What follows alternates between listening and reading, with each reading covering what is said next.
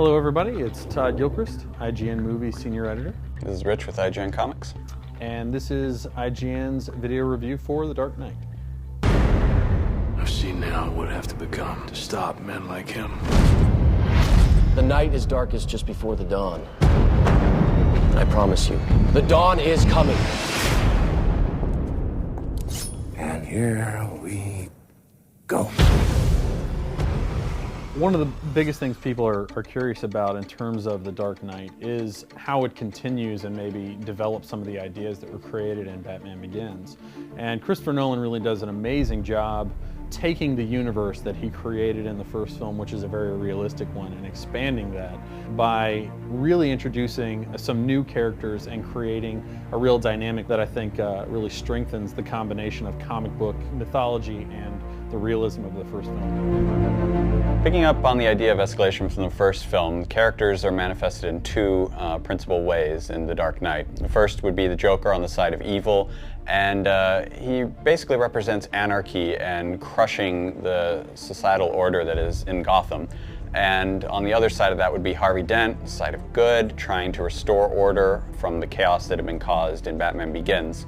And basically in the middle of the two of them is Batman himself, who, while working outside of the law, so in a sense on Joker's side, he's still trying to achieve Harvey Dent's ideals and goals for the city. The Joker, a lot has been said about Heath Ledger's performance, and he is, of course, incredible in the film. The Joker himself, though, is kind of a mix of everything that has come before, both from comics and films, no matter where you've seen him, and mixes them all together into something that is familiar to fans, yet entirely unique. Harvey Dent, on the other hand, plays out a little bit how you'd expect, but that's not necessarily a bad thing. The entire movie becomes about Dent's journey from stepping in as a fresh DA to what some might see as a tragic downfall as he clashes with the Joker for control of Gotham. In an interesting way, even though Batman isn't entirely the soul of the movie, everything that you see in this film stems from what he did in the first film and his actions throughout this. Rich brings up a couple of really important points in terms of the success of this film, not only in terms of its idea of escalation,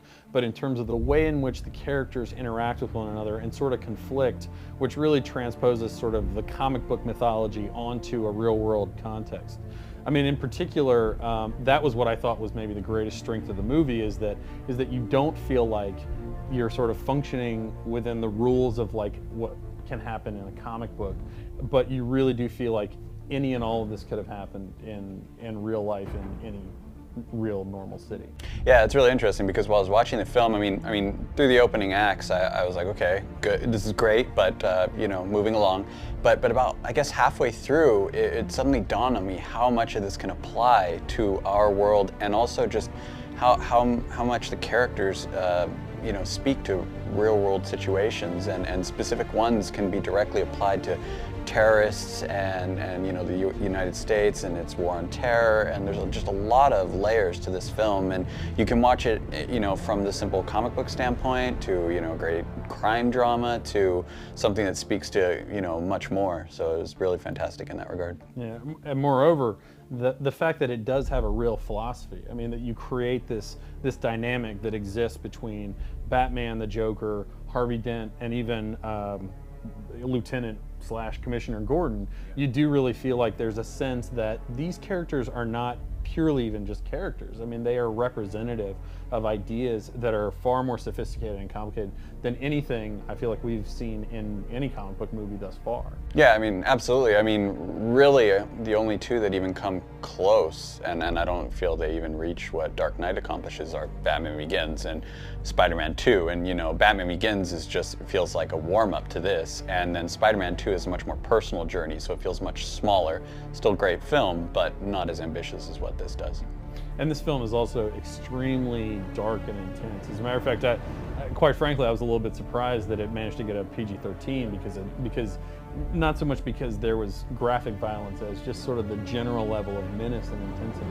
I mean, that said, it still has this real level of excitement to it. I mean, and sort of just the interplay of all these different elements is obviously why I gave it 5 stars when I read through it here. I mean, it's a really amazing artistic achievement and a great summer movie at the same time. Yeah, absolutely. I mean, I definitely agree with the 5 out of 5, and I mean, I would also just recommend to anybody who's going to see this film that they do whatever they can to see this in IMAX, because it's just intense, and you have to experience it in that regard. And I mean, to be honest, I kind of hate IMAX, but this makes it worthwhile. This is the way to see it, is in IMAX. Absolutely.